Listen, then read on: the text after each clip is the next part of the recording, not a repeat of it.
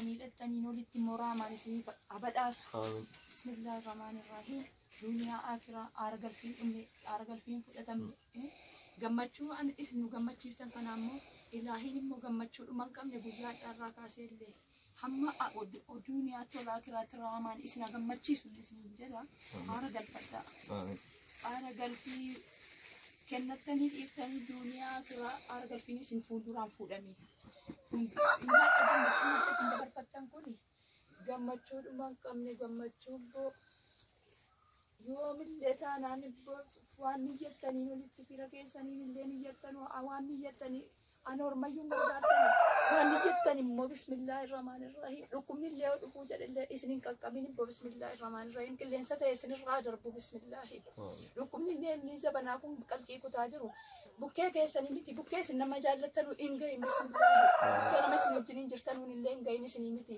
وان قبل نجنين إيجامو بسم الله boy gicha umang kamne bo mare khana bega ka kanisa bak is kay ol kay mal bak isa ka rakon ka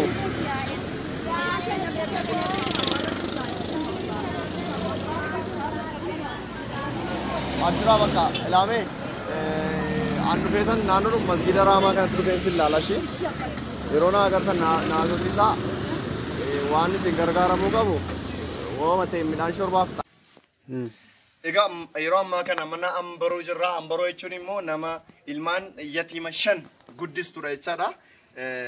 Amma ishee mana hin jirtu haadhoftu bakkee jirti natti fakkaata.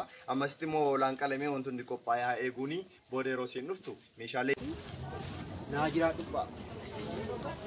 Waggaa naagaa haan deemtu obbo.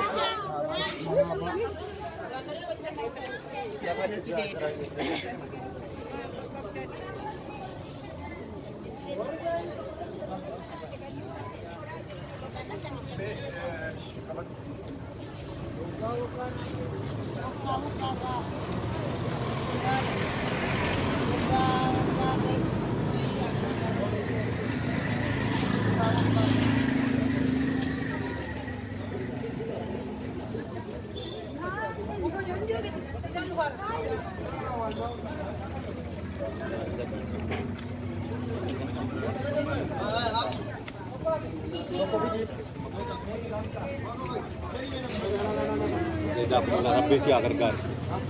Unna si fato kali. Polisi kan. Unna ko chori. Mar ko tamanish. Wo tum manun dande arrak ko jarri atti sinari aturan. Anu ne ala kan kan Allah. Bakka se rati le rati ra khabar ramoti ko. Start. Ega abri namoota ko kaja. Ega arra deebi obboloonni mun jiru. Jirti mucaa tokkittii malee hin qabu. Okay, ega rakkoo keessa jirtu jechaadha.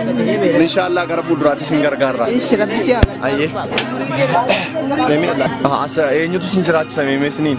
Waa tokko wanti na jiraachisu hin jiru. Akkamitti jiraattu ture isin? Karaa daarii taa'ee kadhee. Karaa daariitti eenyutu sin baasa gadi? Daa'imni koo na baasanii daa'ima qaba garuu waan na xooree waan na radda'ee na jiraachisu hin qabu. Nyaata mana keessatti maal nyaattu mee? Maaliin akka akkamiin akka as jiraattu mee gaggabaabsee seenaa ishee natti himtu. Egaa akkuma beekamu namoonni yatiima guddisan baay'een isaanii jiru. Hindiyyaan